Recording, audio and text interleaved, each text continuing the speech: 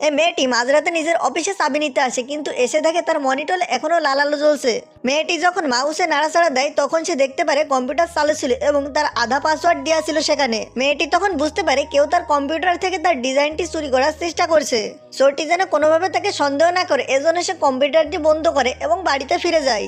মেয়েটি পরের দিন অফিসে এসে কম্পিউটারে একটি পান্ডা ক্যামেরা লাগায় এবং সেটি সেট আপ করে দেয়। সন্ধ্যার সময় অফিস থেকে বাড়ি যাওয়ার সময় সেই ক্যামেরাটি আবারও ভালোভাবে চেক দিয়ে নেয়। সবাই যখন কাজ শেষ করে বাড়ি চলে যায় তখন একটি মেয়ে সেই কেবিনে প্রবেশ করে এবং এদিক সেদিক তাকানোর পরে সে ঘুরে ফিরে সেই কম্পিউটারের কাছে যায়। মেয়েটি কম্পিউটারে নতুন পাসওয়ার্ড লাগায় এবং সে পেন ড্রাইভ লাগিয়ে সকল ডিজাইন চুরি করতে সক্ষম হয়। এরপর মেয়েটি কম্পিউটার থেকে সবগুলো ডাটা ডিলিট করে যায় যেন কেউ তার বুঝতে পারে, কিন্তু সে জানতো না তার সামনে একটি হাইড ক্যামেরা লাগানো আছে। আসলে এই মেয়েটি ছিল কোম্পানির সেলসম্যান এবং যার কম্পিউটার সেই মেয়েটি ছিল কোম্পানির ডিজাইনার। কিছুদিন আগে সে একটি ডিজাইন বের করেছিল, কিন্তু মেয়েটি যখন পরের দিন বাজারে যায় তখন দেখি এই ডিজাইনের আংটি বাজারে ঘুরে বেড়াচ্ছে। তখন মেয়েটি অনেক অবাক হয়। তো বন্ধুরা, পরবর্তী পার্ট দেখার জন্য চ্যানেলটি সাবস্ক্রাইব করে সাথে থাকো।